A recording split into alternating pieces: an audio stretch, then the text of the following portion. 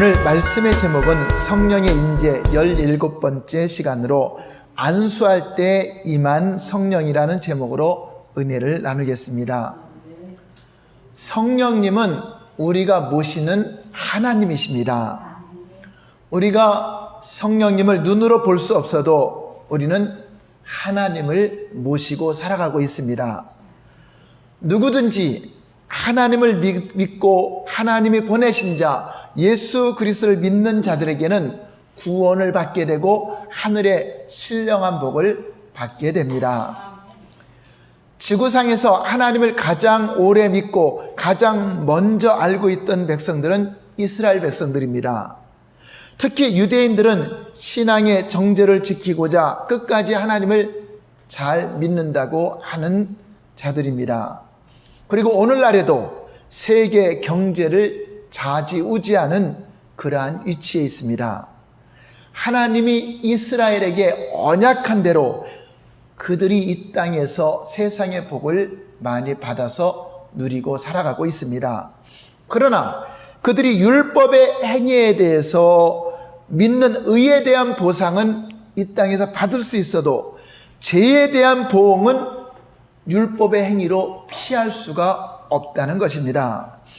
유대인들이 하나님을 믿고 있어도 어디까지나 그 믿음은 예수로 말미암는 믿음이 아니라 율법으로 난 믿음이기 때문에 하나님의 뜻과 상관이 없는 믿음이라고 하는 것입니다. 율법은 행함에 대하여 복을 약속했기 때문에 자자손손에게 잘 가르치고 있지만 율법으로 난 믿음은 하나님 뜻대로 난 믿음이 아닙니다.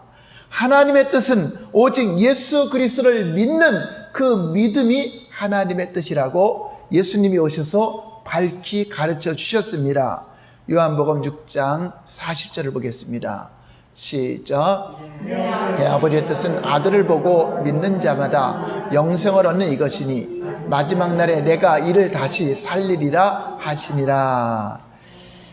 하나님 아버지의 뜻은 메시아 그리스도이신 예수님을 통하여서 예수님을 믿는 자마다 멸망하지 않고 영생을 얻고 그 아들을 통하여 구원을 얻는 것이 하나님의 뜻인데 이스라엘 백성들은 예수님을 거부하고 받아들이지 않는 사람들이 많이 있었습니다. 율법을 통하여 난 믿음은 하나님을 알고 하나님에 대해서 알 수는 있어도 그것이 구원에 이르는 믿음이 될 수 없기 때문에 율법을 통해서 예수 그리스도께로 안내되는, 율법은 우리가 죄인인 걸 깨달아서 어찌할꼬 하나님께 기도할 때 내가 그 죄를 용서해 줄 메시아를 보내겠다, 바로 예수 그리스도를 통해서 죄사함을 받고 영생을 얻게 하신다는 그 뜻이었는데 하나님의 뜻을 깨달아 알지 못했던 것을 이스라엘 백성들은 잘 알지 못한 것입니다. 누구든지 하나님 말씀을 잘 믿고 순종하면 이 땅에서도 형통한 복을 받을 수가 있습니다. 또한 그가 보내신 자 예수 그리스도를 믿고 그의 공로를 의지함으로써 영혼의 제사함을 받고 영원한 생명을 얻고 구원을 받을 수 있습니다. 오직 하나님을 믿고 예수 그리스도까지 믿는 자만이 하나님을 믿는 데 대한 이 땅에서 보상도 받을 수 있고 죄의 보응도 피할 수가 있다고 하는 것입니다. 무슨 말입니까? 하나님만 믿는다고 고집하면서 예수님을 믿지 않으면 하나만 알고 둘은 알지 못하는 것입니다. 하나님의 율법에 약속된 그 언약은 육체적인 예법이 되어서 이 땅에서는 잘되고 장수하고 복을 받을 수 있지만 영생에 관해서는 죄사함을 받아야 되기 때문에 예수 그리스도까지 믿어야 된다고 하는 것입니다.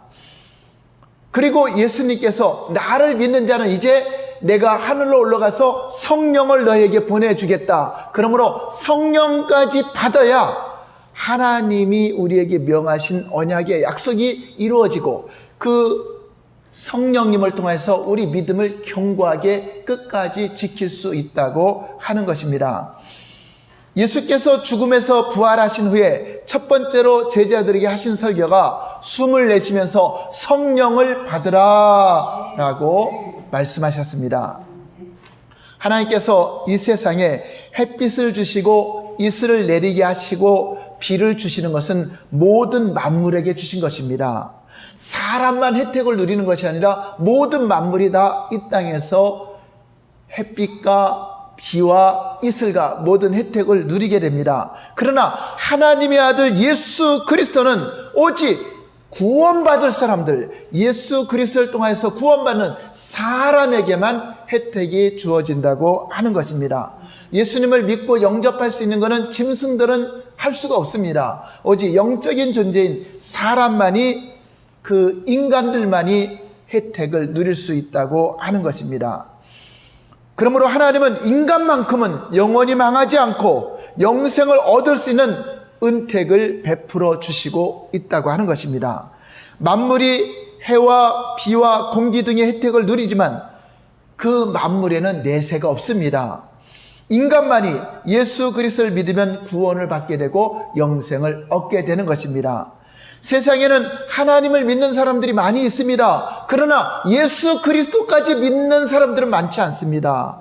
또 거기다가 성령까지 받은 사람들은 극소수에 불과하다고 하는 것입니다.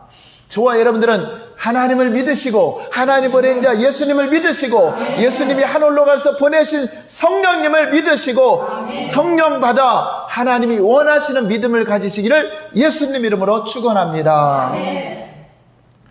예수님은 십자가의 복음을 믿고 제사함 받은 자들에게 믿는 자가 받을 성령을 받으라고 당부를 하셨습니다.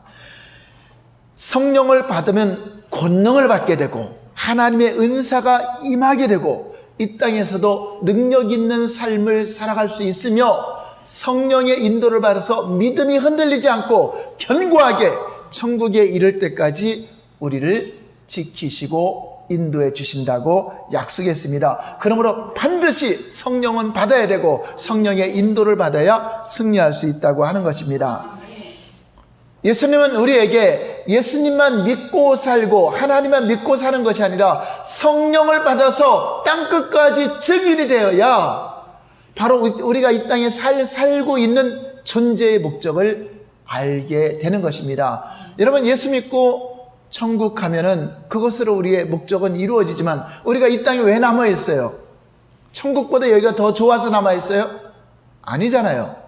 그럼 천국이 더 좋으면 빨리 가는 게 좋겠죠. 근데 우리는 이 땅에 남아있어요. 무엇 때문에 남아있죠? 우리 주님이 명하신 사명이 있기 때문에 그렇습니다. 복음을 증거해야 될 사명이 있고 하나님의 사명을 감당해야 될 미션이 남아있기 때문에 이 땅에 있는 것입니다. 여러분, 이 땅에 우연히 나타난 것이 아닙니다. 예수님이 우연히 나타났어요? 하나님의 사명을 가지고 오셨어요? 아버지께서 나를 세상에 보낸 것처럼 나도 너희를 세상에 보내노라. 이것처럼 저와 여러분들도 세상에 보내진 목적, 이 땅에 존재하고 있는 목적은 예수님이 이 땅에 나타난 것과 똑같은 동일한 목적을 가지고 살아가야 된다. 그렇기 때문에 예수님이 이 땅에 오셔서 30년 동안에는 보통 사람들처럼 자신을 드러내지 않았습니다. 그리고 그 목수의 아들로서 살아가는 동안에는 사람들이 그 예수님을 보고 하나님이시다, 그리스도이다 아는 자가 없었습니다. 그런데 성령이 임하고 나서는 비로소 복음이 증거되고 예수님이 그리스도이심을 만민에게 증거하는 공생애를 살았다는 것은 우리 들었습니다. 이와 같이 우리도 성령을 통해서 예수님이 이 땅의 사명을 가지고 살아가는 것처럼 그러한 삶을 살아야 된다고 하는 것입니다. 할렐루야! 그래서 저와 여러분들도 성령의 권능을 받으면 예수님과 같은 공생애를 살 뿐 아니라 예수님과 같은 동일한 능력, 예수님보다 더 큰 능력을 행할 수 있는 그러한 것이 우리에게 주어졌음을 믿으시기 바랍니다. 사도행전 1장 8절을 보겠습니다. 시작. 오직 성령이 너희에게 임하시면 너희가 권능을 받고 예루살렘과 온 유대와 사마리아와 땅끝까지로 내 증인이 되리라 하신다. 아멘. 성령을 받기 전에는 보통 사람처럼, 보통 아줌마 아저씨처럼 살았는데 이제 예수님 믿고 성령을 받고 났더니 이제 예수의 증인이 되고 예수님이 하던 일을 우리가 해야 되고 그 사명에 동참하게 되는 것입니다. 하나님을 믿는다는 것은 내주하는 성령을 받지 않아도 믿을 수는 있어요. 성령의 감동으로 예수님을 믿을 수 있어요. 예수님의 제자들이 성령 받기 전에도 예수님 믿었어요, 안 믿었어요? 예수님 믿었어요. 베드로도 예수님을 뭐라고 고백했어요? 주는 그리스도시요 살아계신 하나님의 아들이라고 고백했습니다. 성령 받아서 고백한 거예요? 아직 성령 안 받았잖아요. 그런데 그것을 알게 하니는 내 혈육, 사람의 생각으로 한 것이 아니라 하나님께서 알게 하셨다. 무슨 말입니까? 성령의 감동으로 주를 고백했다는 것입니다. 근데 오늘날 마치 성령의 감동으로 예수님을 주라 고백하면 성령 받았다고 가르칩니다.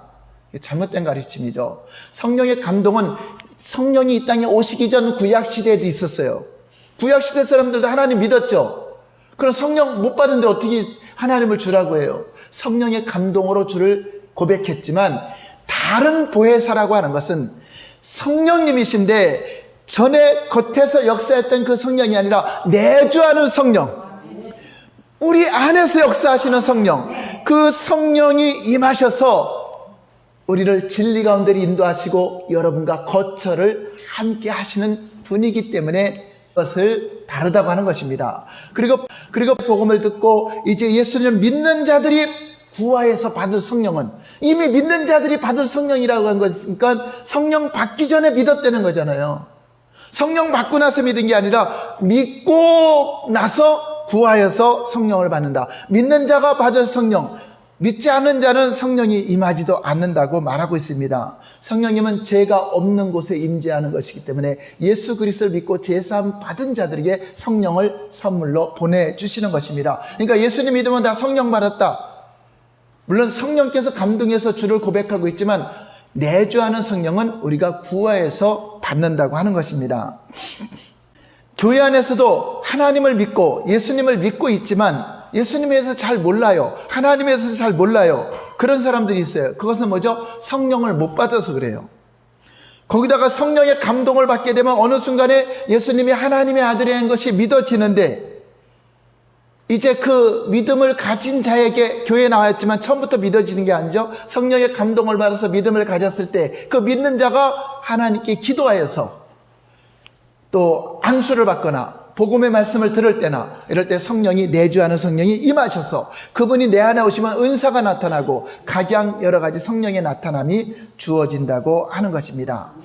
성령의 감동을 받는 것과 성령님을 직접 모셔드리는 것은 차이가 있다고 하는 것입니다. 성령이 임하시면 교회의 지체로서 성령의 각양 은사가 나타납니다. 주님께서 우리에게 원하시는 것이 무엇입니까? 요한복음 14장 12절 볼까요? 시작. 진실로 진실로 너에게 이르노니 나를 믿는 자는 내가 하는 일을 그도 할 것이요 또한 그보다 큰 일도 하리니 이는 내가 아버지께로 갑니다. 육체로 오신 예수님이 아버지께로 가기 때문에 이제 성령으로 우리 안에 오신 주님께서 우리를 통해서 주님이 하시던 일을 하게 할 것이고 주님보다 더 큰 일도 할 수 있는 능력으로 우리에게 역사하시겠다고 약속하고 있는 것입니다. 성령의 은사는 교회를 세우게 되고 교회의 덕이 되는 것입니다. 성령의 은사는 나타남으로 각양 은사로 나타남으로 성령님이 우리 안에 내주하신 그분이 자신의 인격, 자신의 성품을 드러나는 것을 은사라고 하는 것입니다. 고린도전서 2장 4절 볼까요? 시작. 내 말과 내 전도함이 설득력 있는 지혜의 말로 하지 아니하고 다만 성령의 나타남과 능력으로 하여. 바로 사도 바울도 내가 전도하고 내가 사역할 때 내 안에 계신 그분 성령님이 은사적으로 나타남으로 말미암아 교회를 세우고 교회의 덕이 되고 또 많은 복음을 전했다고 말씀하고 있습니다. 고린도전서 12장 7절 보겠습니다. 시작. 각 사람에게 성령을 나타내시면 유익하게 하려 하심이라. 그러므로 하나님이 나타나길 원하세요. 교회에 유익이 되길 원하셔요. 우리만 원하는 것이 아니라 주님이 우리 안에 성령의 나타남과 각양 은사가 나타나길 주님이 원하십니다. 우리는 겸손하게 그를 수용하고 받아들일 때 여러분 안에 계신 성령께서 은사적으로 자신의 인격을 드러내시는 것입니다. 그러나 성령을 받게 하는 것은 우리가 임의대로 되는 것이 아니라 질서에 따라서 성령이 임하는 과정이 있습니다. 성경에는 복음을 듣는 중에 베드로가 설교를 하는 중에 성령이 임하는 장면이 있고, 또 기도할 때 임하는 장면이 있고, 또 안수할 때 임하는 장면이 있고, 각양 성령님이 임하는 장면이 있습니다. 오늘은 안수할 때 임한 성령에 대해서 알아보는 것입니다. 오늘 본문 사마리아 교회를 통해서 어떻게 성령이 임하였는가를 함께 알아보겠습니다. 14절 보겠습니다. 14절 시작. 예루살렘에 있는 사도들이 사마리아도 하나님의 말씀을 받았담을 듣고 베드로와 요한을 보내매, 사마리아에 누가 들어갔죠? 빌립 집사, 빌립 안수집사입니다. 빌립 집사가 들어가서 복음을 전하고 귀신도 쫓아내고 중풍병도 낫게 하고 병든 자를 치료했습니다. 그리고 예수님 믿게 하고 복음을 전했더니 예수님 믿고 다 세례까지 받았습니다. 자, 그 소식을 들었더니 사마리아에도 복음이 증거됐다. 그래서 예루살렘에서 파송을 합니다. 사도를 파송하는데 베드로와 요한이 파송대에 갑니다. 15절 볼까요? 15절 시작. 기도하니 16절 이는 아직 한 사람에게도 성령이 내리신 일이 없고 오직 주 예수의 이름으로 세례만 받을 뿐이다. 자, 아직 한 사람에게도, 빌립 집사가 그렇게 사역을 많이 했는데, 그래서 복음을 전해서 예수 믿고 세례까지 다 주었습니다. 세례까지 주었는데 아무도 성령 받은 사람은 없어요. 그래서 17절 다 같이 시작. 이에 두 사도가 그들에게 안수함에 성령을 받는지라. 특별히 안수 기도할 때 성령이 임하였다. 꼭 한 가지만 고집하면 안 돼요. 이렇게 안수를 통해서 성령이 임한 장면이 있다는 것을 우리에게 가르쳐주고 있습니다. 빌립 집사는 안수 집사로서 병도 고치고 이적 대행하고 세례를 베풀기도 했습니다. 그런데 성령을 받게 하는 일에 대해서는 사도들을 불러서 안수를 받게 했습니다. 하나님의 종들을 별도로 불러야 했던 이유가 어디에 있습니까? 이것은 빌립 안수 집사가 질서를 따라서 우리 사마리아 교회 성도들에게 좀 안수받고 병도 고치고 그 일도 했지만 안수를 받고 하나님의 그 성령의 임재하심을 안수를 통하여 받기를 원하여서 그 안수 집사가 머리에 손을 줄 수 없으니까 사도들을, 하나님의 종들을 불러서 그 사역을 하려고 한 것입니다. 그래서 안수 집사가 사마리아 성에 내려가서 복음을 전하고 예수 이름으로 세례까지는 주었지만 머리에 안수하여 성령 받게 하는 것만큼은 사도들을 불러다가 한 것입니다. 즉 성령 받게 하기 위해 머리에 안수하는 것만큼은 하나님이 세운 목회자가 해야 된다는 것을 빌립 집사가 잘 알고 있었던 것입니다. 그래서 목사 안수를 받고 기름 부음을 받아야 하는 것입니다. 그래서 목사 안수 받기 전에는 머리에 안수를 하지 않습니다. 성령 받는 것은 하나님의 임재를 의미하므로 질서에 따라서 하나님이 기도할 때도 임하세요. 말씀 들을 때도 임하세요. 근데 사마리아 이 교회를 통해서 하나님의 질서를 보여주는 것입니다. 질서에 따라서 하나님이 세운 주의 종을 통해서 기름부음, 성령의 기름부음이 임하도록 이렇게 하고 있다고 하는 것입니다. 병 낫기 위해서는 서로가 손 얹고 기도할 수 있습니다.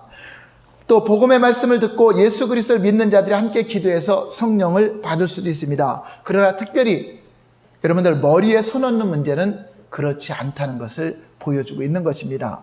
교회의 머리는 그리스도라는 말씀이 있듯이 머리의 상징은 그리스도이기 때문에 이것만큼은 그리스도부터 이임되어서 내려온, 이임되어서 안수받은 자에 있어 안수를 해야 된다고 하는 것입니다. 그러므로 아무나 함부로 손을 머리에 안수하는 것이 아닙니다. 디모데후서 1장 6절 볼까요? 다 같이 시작. 내가 나의 안수함으로 내 속에 있는 하나님의 은사를 다시 부리뜨하게 위하여 너로 생각하게 하노니. 디모데는 목회자입니다. 목회자도 사도 바울이 목회자가 안수를 해서 세우는 것입니다. 목사 안수를 할 때 목사가 예수님을 통해서 계속 안수받아온 목사가 이임하는 것입니다. 그래서 저도 목사 안수 받을 때 또 먼저 목사 되신 분들이 와서 안수를 해주죠. 그리고 안수 집사를 안수하는 것도 목사가 하는 겁니다. 기름 부음 받아서 그 안수 받은 목사회에서 안수 집사도 안수를 받는 것입니다. 이건 질서를 말하는 것입니다. 그러므로 부득이하게 성령 받지 못한 사람들을 위해서 여러분들이 성령 받기를 기도해 줄 때는 머리에 손 얹지 마시고 등이나 손에 옆에 어깨나 이렇게 손을 대시고 함께 간절히 기도해 주시면 됩니다. 방법이 다르다고 해서 성령이 안 임하고 그런 건 아닙니다. 여기서는 질서를 말하는 것입니다. 다만 질서를 따라 함부로 머리에 손을 얹지 말고 해야 된다는 것을 가르쳐주고 있습니다. 질서에 따라서 안수할 때 질서의 하나님이신 성령님이 임재를 하셨다고 하는 것입니다. 그런데 이렇게 안수에서 성령을 받는 것을 옆에서 시몬이라는 사람이 안수에서 성령 받는 걸 보니까 돈을 들여서 내가 얼마를 들이면 그러한 은사를 나에게 줘서 나도 누구든지 안수하면은 성령을 받게 할 수 있느냐, 그 권능을 나에게 좀 팔아라 하고 돈을 내놓았습니다. 자, 18절 볼까요? 18절, 오늘 본문 18절 시작. 시몬이 사도들의 안수로 성령 받는 것을 보고 돈을 들여 19절 내게도 주어 누구든지 내가 안수하는 사람은 성령을 받게 하여 주소서하니. 자, 이렇게 그 하나님이 주시는 그 질서에 따라오시는 그 은사와 그 권능을 돈을 주고 살려고 한 것입니다. 그러자 베드로가 시몬을 책망합니다. 20절 볼까요? 시작. 베드로가 이르되 내가 하나님의 선물을 돈 주고 살 줄로 생각하였으니 내 은과 내가 함께 망할지어다. 21절. 하나님 앞에서 내 마음이 바르지 못하니 이 도에는 내가 관계도 없고 분깃된 것도 없느니라. 22절. 악함을 회개하고 주께 기도하라. 혹 마음에 품은 것을 사하여 주시리라. 23절. 내가 보니 너는 악독이 가득하여 불의에 메인 바 되었도다. 시몬이 대답하여 이르되 나를 위하여 주께 기도하여 말한 것이 하나도 내게 임하지 않게 하소서 아니라. 자, 안수하는 것을 돈으로 사서 안수하려는 생각은 마음이 바르지 못하다. 하나님의 은혜의 선물을 돈을 주고 사려고 하는 것은 돈과 함께 망한다. 그러니까 여러분들, 나는 돈이 많으니까 돈을 많이 헌금하고 돈을 많이 들으면 나에게 은사가 더 많이 올 거야, 나에게 권능이 올 거야, 내가 남을 안수해 줄 수 있을 거야 라고 생각할 수도 있다고 하는 것입니다. 그러므로 은혜의 성령을 마치 우리의 어떤 선행이나 돈을 들여 희생함으로 받는 것이라고 생각하면 잘못된 생각이라고 하는 것입니다.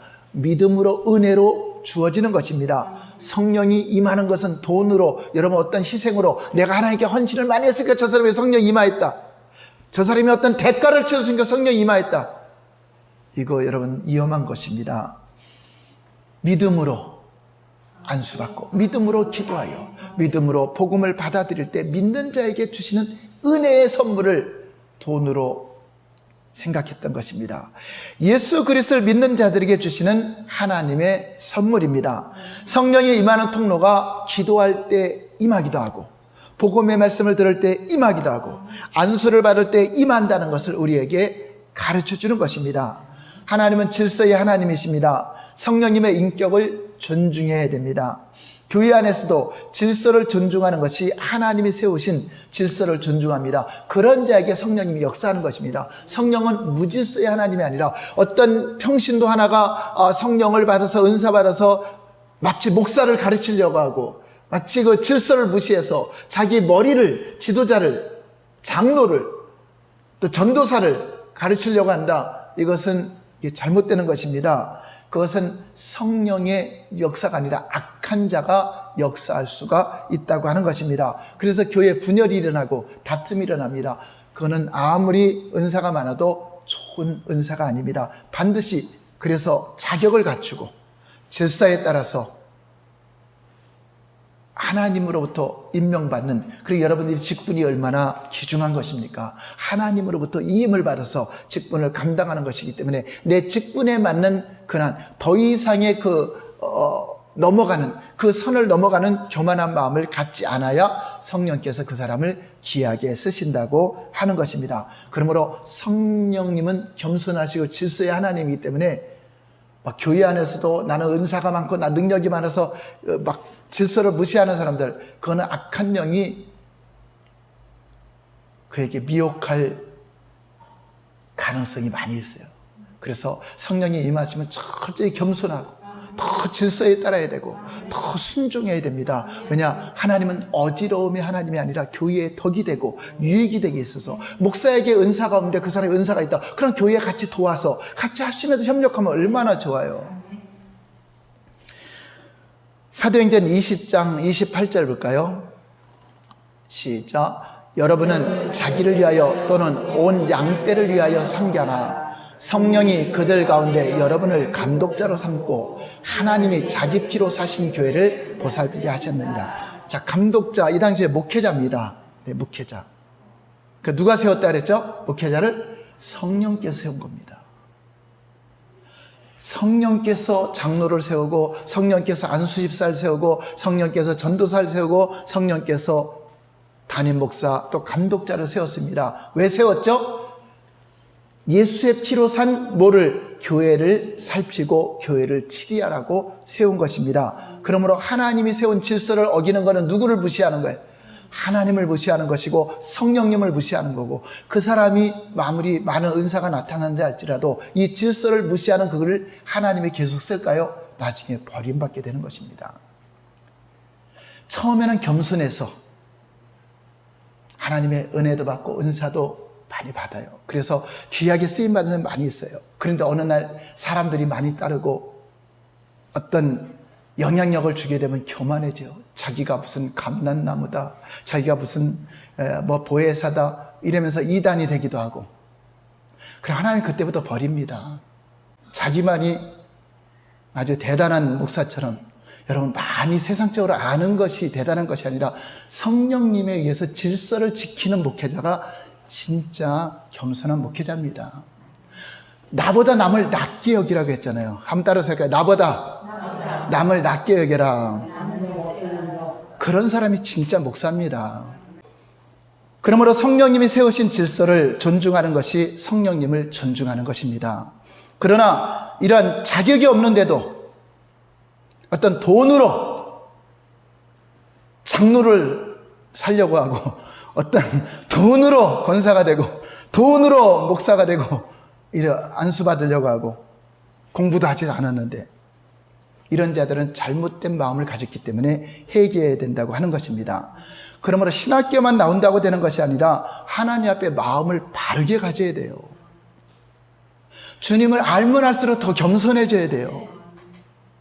저는 목회 안에 들어오니까 점점 주님 앞에 너무나 아는 게 없고 너무나 부족하고 내세울 것이 없고, 어떤 데는 평신도로 사역할 때는 좀 교만한 것이 많이 있었죠.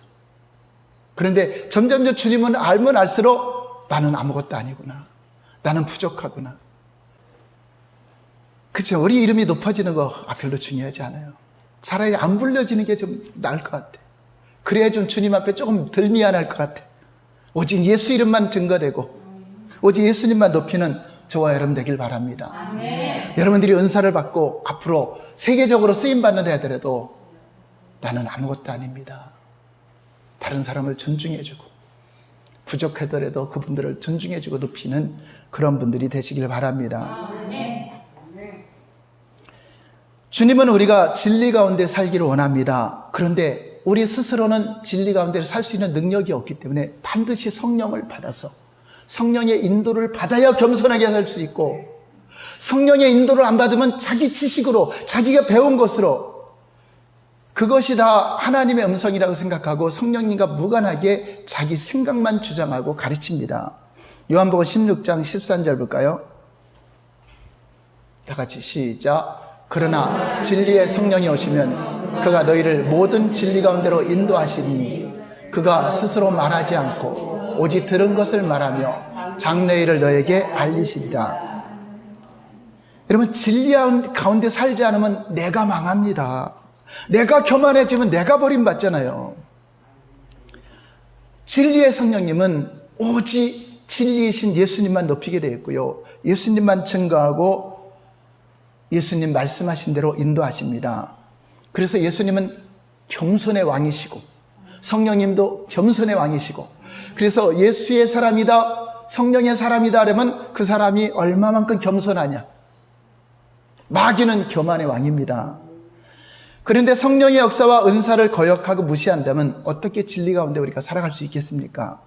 오늘 말씀을 통하여 성령의 권능을 받기를 원하는 분들, 또 성령으로 인도받기를 원한다면 교회 질서에 따라서 목사님을 통해서 안수받을 때 하나님은 그 질서를 통해서 나에게 치유가 임하고 나에게 권능이 나타나서 이러한 역사를 이루겠다. 내가 더 목사보다 더 많이 아는데 내가 목사한테 안수받을 일이 있어. 교만한 마음 갖지 말고, 하나님이 세웠기 때문에, 하나님이 전도사님을 세웠기 때문에, 하나님은 장로님을 세웠기 때문에, 하나님이 안수일사님을 세웠기 때문에 그분들이 치리를 받는 것이 하나님을 존중히 여기는 것입니다. 그러나 그 질서를 무시하는데 그 사람에게 성령께서 어떻게 도와주겠습니까? 한번 따라서 할까요? 겸손하자. 겸손하게 섬기자. 남을 나보다 낮게 여기자. 그러므로 십자가의 복음을 듣고 믿음만을 가지고 예수 이름으로 세례를 받은 것으로만 만족하지 마시고 예수님께서 약속하신 내주하시는 성령님, 그분의 인도를 받으시기를 바랍니다. 이 시간 제가 모일 때마다 또 여러분 예배 때마다 안수를 합니다. 그 안수할 때 성령님이 질서에 따라서 여러분들에게 필요한 능력이 임하고 여러분들에게 필요한 치유가 임하고 그것을 믿으세요. 하나님의 능력을 믿고, 그리고 여러분 기도를 받아나 보세요. 그리고 한번 지나가 보세요. 그동안 사모하고 기도한 것이 응답 받았나 안 받았나. 다 기억고 다 응답 받잖아요. 여러분이 만약에 응답 안 받은 데라면 기도를 포기했거나 그것을 믿지 않았거나 그러면 안 받았겠지만 결국 다 여러분이 하나님 뜻과 일치가 된다면 응답을 받게 되는 것입니다. 하나님은요, 우리 안에서, 우리 몸이 예수님 몸이기 때문에 우리 몸은 예수님의 통로입니다. 영으로 계신 주님이 내 몸을 통해서 일하시고 내 몸을 통해서, 내 손을 통해서 치유가 나타나고, 여러분 손을 통해서, 여러분 입술을 통해서, 여러분 모든 것을 통해서 주님의 문이 열리는 겁니다. 예수님의 능력이 나오는 문이 손에 있어요. 또 몸에 있고, 예수님 지체이기 때문에. 그런데 예수님은 질서에 따라서 일하시기 때문에 절대 교만해서 질서를 무시하지 말라고 하는 것입니다. 성령께서 세우신 것을 여러분 무시하면 성령님을 무시하게 되는 것입니다. 예수님께서도 손을 얹을 때, 예수님도 육체로 왔을 때, 육체로 똑같은 사람의 모습이죠. 그런데 그분이 설교할 때, 그분이 말씀할 때 그 말씀은 권능의 말씀이요, 하나님의 말씀이요, 영생의 말씀이고, 그분이 손만 대면은 병든 자가 치유되고 귀신들이 울며 떠나가고, 선포할 때 역사가 나타난 것처럼 예수님도 가만히 있으면 아무것도 안 나타나죠. 풍랑아 잠잠하라, 더러운 귀신아 나가라, 명했습니다. 이렇게 할 때 성령의 능력이 예수님의 몸을 통해서 나타난 것처럼 저와 여러분들도 선포해야 돼요. 한번 따라서 할까요? 내 몸은 예수님이 나타나시는 통로다, 문이다.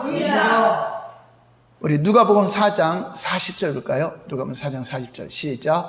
해질 무렵에 사람들이 온갖 병자들을 데리고 나오매 예수께서 일일이 그 위에 손을 얹으사 고치시니 여러 사람에게서 귀신들이 나가며 소리질러 이르되 당신은 하나님의 아들이시니이다. 예수께서 꾸짖으시사 그들이 말함을 허락하지 아니하시니 이는 자기를 그리스도인 줄 알미러라.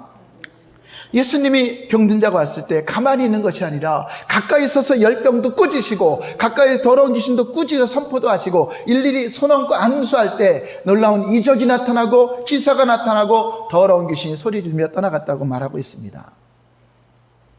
성령님은 우리 손을 통하여 성령의 권능을 흘려보내고 있습니다. 오늘도 어느 가정의 신방에서 축사하려고 쳐다보니까 못 쳐다보고 눈 감고 귀신이 팍 드러나갖고 떠나갔는데, 우리 몸을 통해서 사역을 하려고 하면 이 악한 영들은 우리 몸이 예수님의 지체로서 쓰는 것을 알게 되고 떠는 겁니다. 그래서 그 증거가 나타나고 그런 역사들을 경험하게 되는 것입니다. 다리가 아프다고 계속 그랬는데 그게 떠나가면서 다리가 쫙 풀어지더라고요. 오늘 이 시간 여러분 기도할 때 또 여러분 아픈 곳에 여러분 자신의 손을 얹기도 하고, 그래서 또 다른 사람 기도해 줄 때는 등이나 이렇게 몸에 손을 대주면 돼요. 머리는 질서에 따라서 안수받은 목회자에 의해서 안수를 받을 수 있도록, 또 아무 목사한테 가서 또 그냥 머리 들이밀고 그러지 마시고, 믿음으로 안수받을 때, 믿음으로 손을 얹을 때, 믿음으로 선포할 때 각색병이 치유되고 더러운 귀신이 떠나가게 될 줄 믿으시기 바랍니다. 우리의 몸과 손은 예수님의 지체로서 하늘의 왕이 나타나는 분으로서 주의 사역을 할 때에 믿음으로 손을 할 때 항상 그 문이 열려지고 있다는 것을 여러분 믿으시기 바랍니다. 그러므로 예수님이 마음껏 일하시도록 여러분들이 많이 사용해야 돼요. 교회를 위해 사용하시고 영혼들을 위해서 입술을 여시고 손을 쓰시고 우리 몸을 하나님께 내어드릴 때 주님은 마음껏 일하시는 것입니다. 오늘도 질서를 따라서 하나님께 또 기도하고 그렇게 살겠다. 오늘 전도사님 또 사모님 함께 기도해 주시기 바랍니다. 기도할 때 여러분들에게 치유가 일어나고 회복이 일어나고 예수님이 나타나는 것을 경험하시기 바랍니다. 오늘날 저와 여러분들이 사람의 지혜나 사람의 아름다운 말로 복음을 증거하고 사역하는 것이 아니라 성령의 나타남과 능력으로 땅끝까지 이르러 예수의 증인으로 권능 있는 사역자가 돼서 하나님께 존귀하게 쓰임받는 우리 모두가 되기를 예수님 이름으로 축원합니다. 할렐루야. 기도하겠습니다.